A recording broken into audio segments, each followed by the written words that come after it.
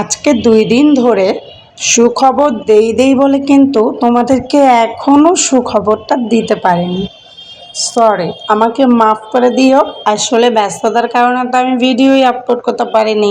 তোমাদেরকে কিভাবে আপডেট দিব আমার সুখবরে? যাই হোক, সুখবরটা হচ্ছে আলহামদুলিল্লাহ আমি মামি হয়েছি। আমার ননদের ছেলে বাবু হয়েছে। সবাই তার বাবু এবং বাবুর মায়ের জন্য দোয়া করবে, যাতে তারা সুস্থ সবল এবং ভালো থাকে। যাই হোক, এই জন্যই হচ্ছে আমাদের একটু দৌড়াদৌড়ি। আর এর থেকে বড় কোনো সুখবর হতে পারে যে ফ্যামিলিতে নতুন মেম্বার এসেছে, বলো? আলহামদুলিল্লাহ। যাই হোক, ওখান থেকে ফিরে বাসায় এসে দেখি আমার রুমের বেহাল অবস্থা। দেখলেই তো আমার রুমটা। ভাই, আমার রুমটা একটু অগোছালো, তাই কেউ বাজে মন্তব্য করবে না প্লিজ। আমি অবশ্য এই বাজে মন্তব্যগুলো নিতে পারি না, আমার কষ্ট হয়। সোফার মধ্যে অনেকগুলো কাপড় চোপড় ছিল, কারণ যেদিন আমরা গিয়েছিলাম বাহিরে অনেকগুলো কাপড় চোপড় নাড়া ছিল। ভয় পেয়েছিলাম যদি বৃষ্টি আছে, সেই জন্য সব কাপড় চোপড়গুলো আমরা সোফায় মেলে দিয়ে গিয়েছিলাম। আর এই জন্যই আমার সোফার এই অবস্থা। যাই হোক, বেবি যেহেতু ঘুমাচ্ছে, ভাবলাম ও ঘুমাক, ঘরটা আমি পরেই গুছাই, আগে আমি রান্নাটা সেরে নেই।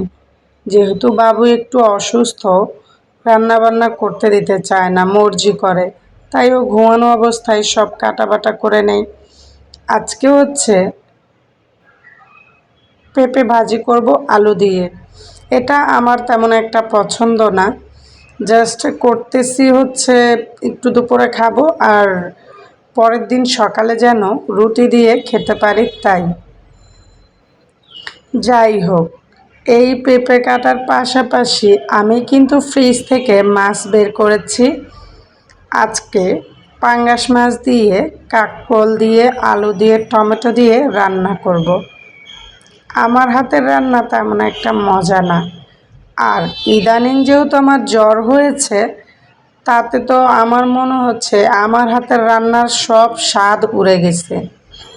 ভাই বিশ্বাস করো, এমনিতেই খাবার মজা রান্না করতে পারি না, তার উপরে জ্বরের কারণে মুখে কোনো টেস্টই নাই। মানে যাই খাই আমার কাছে কেমন যেন লাগে। তোমাদের ভাইয়া আবার আমার এই মুখের মধ্যে কেমন যেন কাটানোর জন্যে কতগুলো চকলেট নিয়ে আসছে, বলেছে এই চকলেটগুলো খাও, তোমার মুখের কেমন জানিটা কেটে যাবে।